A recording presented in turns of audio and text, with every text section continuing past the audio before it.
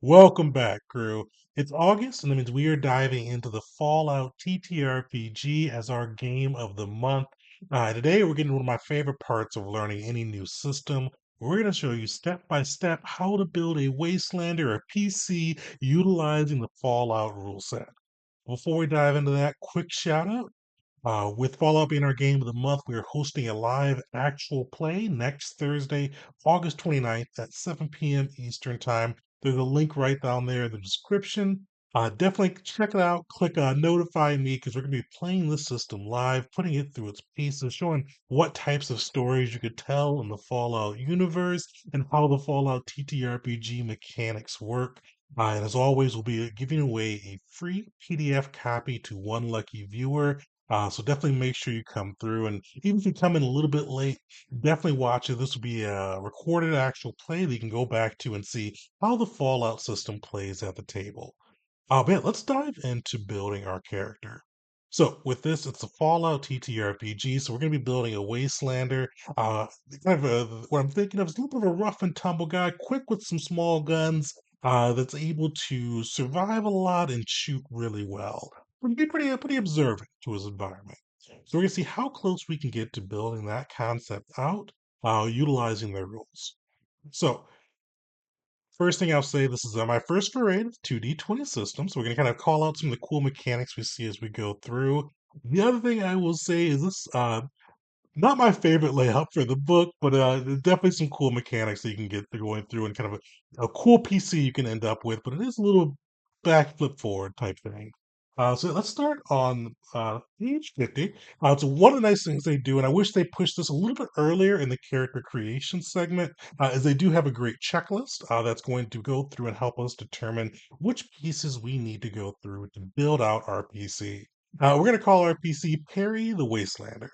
So with this, you've got I think, six different origins, running from Brotherhood of Steel all the way down to Vault Dweller. I wanted our guy to be a Wastelander, and the Survivor is what fits that best. What you get for your origins, though, is you usually get either a chance to pick a few talents that may align, like you'll see with the Survivor, or usually some of the other ones will come with a talent or trait that comes with the origin. Like you'll see for the Brotherhood Initiative, you get the chain that binds as one of their traits. But let's click it over to Survivor because they're a little bit different than that. So you get kind of a little bit of the flavor text, kind of how these people have made their way since the great bombs and explosions. But with the survivors, you actually get to pick two traits, either two traits or one trait and a perk that would fit your PC. So with our guy, I decided to mix it up and do one trait, one perk.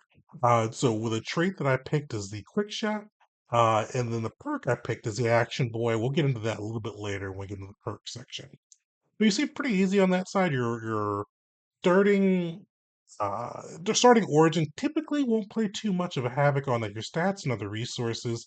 Usually just gives you some cool things you can either pick if you're lucky like the survivor or just baked into the origin like the super mutants and brotherhood initiatives.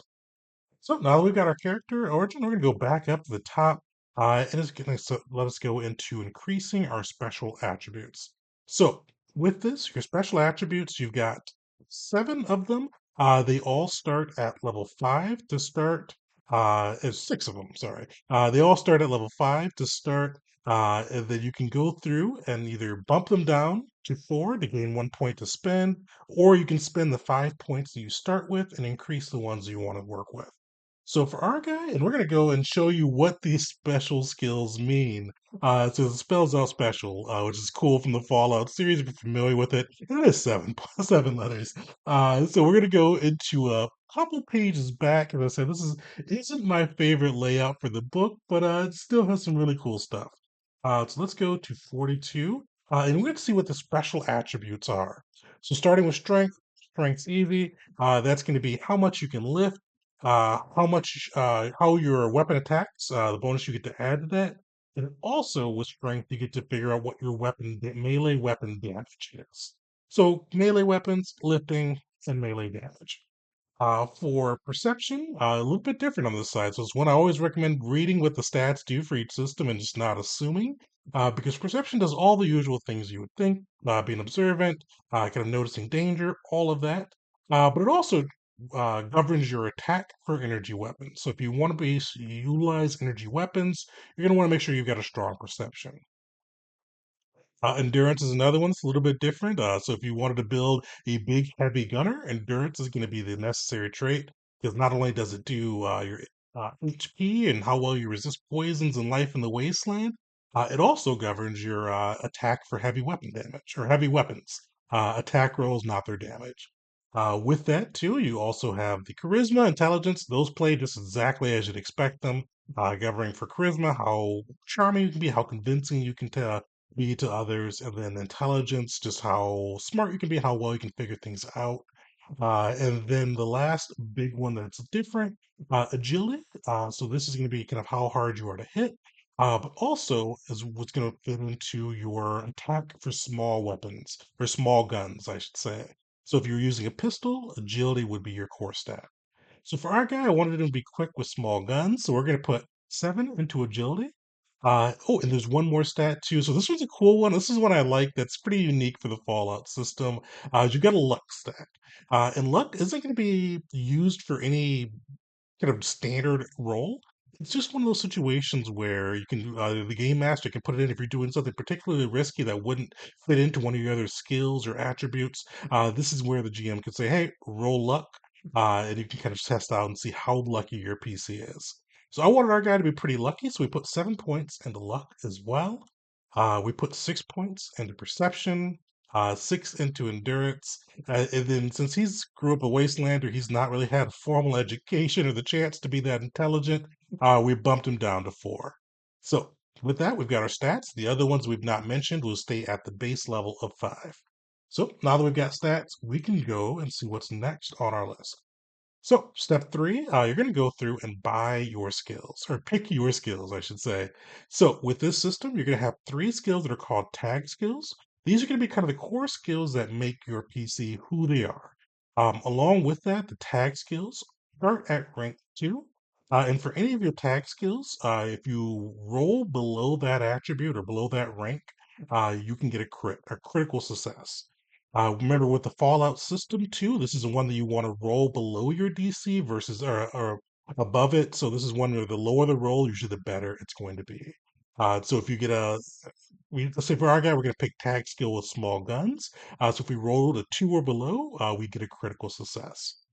The nice thing too with this system is you can go through and bump up the ranks too with your points. And you're going to get 9 points plus your intelligence modifier. So with our guy, we had a 9 - 1 intelligence modifier, so we can only get 8 points to spend. And with that, you can go to rank 3 for your skills. So for our tag skills, they start at rank 2, so you can spend a point bumping those up. We're going to bump up our small guns, explosives, and sneaks. Because I wanted to be kind of a sneaky guy that can get around and set a good bomb or throw a good Molotov cocktail if he needs to. So all 3 of those are going to be rank 3 for our tag skills. The other skills we're going to invest in is I wanted him to be a little bit of a quick talker too. We didn't put much points into charisma, but we are going to put 3 of our points into speech to bump that up to rank 3. And then the other 2 points are going to be put into lockpick just to really kind of make sure we can acquire anything we may need to survive in the wastelands. So now that we've done that, we've got our skills picked out. And then with this too, I'll check out the skills section just so you can see a little bit of all the cool things they've got there. This is another one where you have to go backwards a little bit to find it, just because this system kind of has everything spread out in just a little way you wouldn't expect. But you see, they've got everything from athletics all the way down to our fighting. So for our guy, we picked out the small guns, sneak, speech, all those cool things. But there's a ton of different skills you can pick out to really customize your PC or your Wastelander to fit your vision. But now that we've got that, we're going to go back into page 50 and see what's our next step. So we've got our skill, we've got our attributes, we've got our skills, we've got our origin. Now the next big thing we're going to do is go through and pick our perk. So the nice thing with this is it is in order for the perks. So now that we've got our that in there, we're going to go through and choose which ones we think will be a good fit for us on that side. So for the first one, if you remember with our origin as a survivor, we got to pick a free perk as well. So we took Action Boy, which is going to allow us to spend an action point to take an additional major action. So with our guy being a gun shooter, I wanted him to be quick and be able to do that. So this was going to work perfectly on that end. Otherwise, if you didn't pick the Wastelander or the Survivor background and your origin does not provide you with a free perk, you just typically start with one. So with our guy, we get another free perk that we can bust out. As I said, I want him to be a very quick hand with the gun. So we are going to be taking the Center Mass ability, and what that's going to do is allow us to basically we make a ranged attack. We can choose to strike the target's torso location or equivalent on a creature that doesn't have that without increasing the difficulty of the attack. So typically, if you call out a body part you want to shoot, the DC goes up. And we're going to cover that more in our mechanics video. But with this, if we're shooting center mass, we can just take that shot. And in addition, we may re-roll the d20 when making the test for the attack, so pretty much giving us advantage on the roll. So give us a pretty fair shot to hopefully be able to get that in. And then with that, now that we've got all of our perks listed in, the next big thing, and you see they've got a ton of the cool ones if you played Fallout. Even one of the big ones I'll call, I didn't pick it for our Wastelander, but if you wanted to have dog meat, have your own dog friend, there is a perk you can pick with that as long as you have the minimum requirement of 5 for the charisma. And that's one thing I'll mention too is each of these feats you have kind of a rank requirement as well as the requirements you must meet for either your level or your uh, kind of attributes on that side. So the ones we picked in dog meat as well is a rank 1 that you can pick up anytime as long as you meet the other requirements. It gives you a whole stat block that you can bust out for dog meat if you want to include him on your adventures. Now that we do that, we're going to go through and start picking out our equipment for the Fallout system. So with that, there's so many cool pieces you can go through and find with this system. Just to really kind of it pretty much has all the weapons I remember pretty easily from the games. If I took a deep dive, I'm sure I could find something that wasn't there, but everything that stands out is easy to find. And one of the nice things they do is give you equipment packs that you can go through and build out your PC. But actually, one thing we're going to do before we get to that section is we're going to go through and do figure out our derived statistics for our guy. So there's a couple of things that you have to go through and figure out on this side. So one of the first ones is carry weight, which if you played Fallout, know that comes up pretty often with how much you're scavenging through the waste. So with that, it's going to be 150 pounds plus your strength score times 10. So we left strength at its kind of its starting value, so that's 5.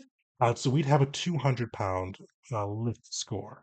With that, so the carry weight, you can go up to your, if you get up over your initial carry weight, you are going to be a little bit encumbered.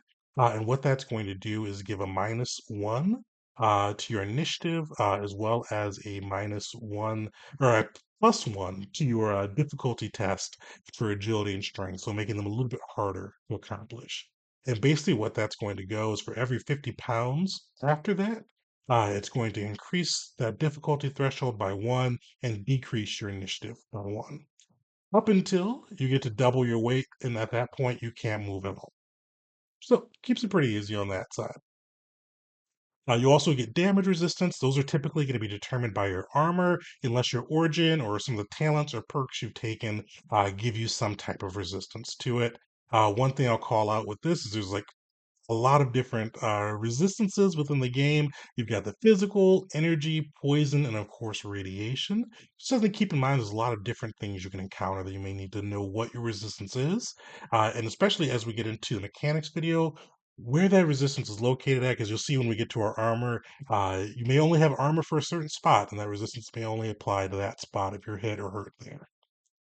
So after you figure that out, you're also going to touch on your defense.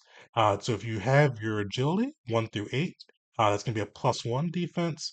If you have your agility +9 or 9, you're going to get a +2 to your defense. So with our guy, we have our agility at 7. We didn't go all the way on that one, so we'll get a +1. The other big thing you can determine with your derived statistics is your initiative, which is going to be your perception plus your agility. So we did pretty well on perception. We took a 6 with a 7 for agility. So we're going to have a 13 initiative. One of the interesting things with initiative on this is just not going to be something you roll within the combat. You're going to have an initiative number, and we've got 13. And whenever it gets to 13, you're going to go. So you know exactly when you'll be able to come up. And we'll go over into a little bit more of those intricacies in our mechanics video, breaking down how combat works. And the last two big things you're going to determine off of your stats is going to be your HP, which is going to be luck plus endurance. So we are a lucky guy. We took 7 points in luck.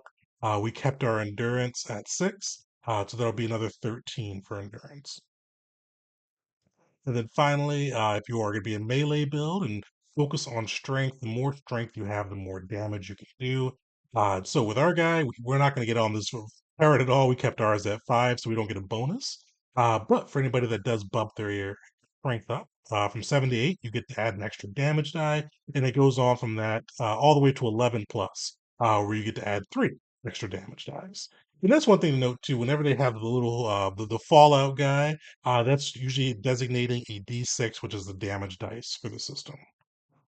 So, perfect. We've got our derived statistics, we've got our origin, we've got our kind of our skills, everything that we need on that side, except for our equipment.